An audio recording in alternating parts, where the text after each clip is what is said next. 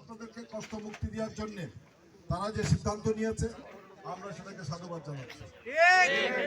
এবং আগামী দিনে কালকের থেকে আমি আশা করছি আমাদের যে নির্বাচিত সভাপতি এবং সাধারণ সম্পাদক আছে তারা ওনাদের সবার সাথে মিলে অত্যন্ত সুন্দর করে এই সোয়াবিন ইউনিয়নকে 11 নম্বর সোয়াবিন ইউনিয়নকে নেতৃত্ব দিয়ে যাবেন ইনশাআল্লাহ।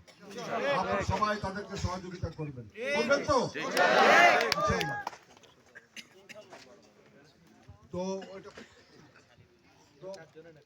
আমি আপনাদের এখন অনেকেই আছে পূর্ণাঙ্গ কমিটি হওয়ার পরে আপনারা বুঝবেন যে কে কোন দায়িত্বে আছে। সভাপতি সাধারণ সম্পাদক দিয়ে তো দল চলে না, দলের মধ্যে আরো অনেক ক্ষেত্র আছে, আরো অনেক পদ আছে, সেগুলো পূর্ণ করতে হবে এবং সেগুলো করেই শুধুমাত্র এইটা পরিপূর্ণ একটা কমিটি হবে। তো আপাতত আমরা সাংগঠনিক নিয়ম হিসেবে সভাপতি এবং সাধারণ সম্পাদককে বিজয়ী ঘোষণা করলাম। বাকিগুলো পরিপূর্ণ কমিটি হওয়ার পরে আমরা অনুমোদন দেব উপজেলা থেকে। আপনাদের সবাইকে অনেক ধন্যবাদ। তো আপনাদের কি কোনো কারো কিছু বক্তব্য আছে? ওকে, আল্লাহ হাফিজ। আপনারা এতক্ষণ ধৈর্য ধরে অপেক্ষা করেছেন, এই জন্য আমি আপনাদেরকে আন্তরিক অভিনন্দন জানাচ্ছি এবং ধন্যবাদ জানাচ্ছি। একই সাথে আপনারা আমাদেরকে সহযোগিতা করেছেন, আমার টিম যারা আছে এখানে মঞ্চে তাদেরকে সহযোগিতা করেছেন, তার জন্য অনেক ধন্যবাদ। এই জাতীয় একটু উত্তেজনা যদি না হয় তাহলে কিসের ভোট?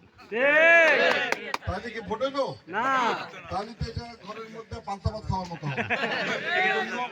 হয়েছে, এটা আমি অ্যাপ্রিসিয়েট করি, ঠিক আছে।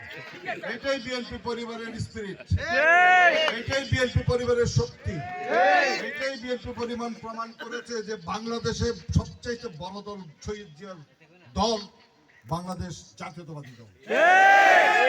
আমি এটাতে কিচ্ছু মনে করিনি, বরং আমি একটু চিল্লাহাল্লা করেছি, এই জন্য আমি সবার কাছে ক্ষমা চাচ্ছি। কারণ শৃঙ্খলার স্বার্থে হয়তো একটু করেছি, মানে একটু চিল্লাইছি, এগুলোর জন্য আপনারা দয়া করে কিছু মনে করবেন না। আপনাদের অনেক ধন্যবাদ। সুষ্ঠু সুন্দরভাবে আপনারা সম্মেলনটা শেষ করেছেন। আমরা ইনশাল্লাহ আবার আসবো, পূর্ণাঙ্গ কমিটিকে নিয়ে আমরা একসাথে আপনাদের সাথে ইনশাল্লাহ আবার দেখা হবে।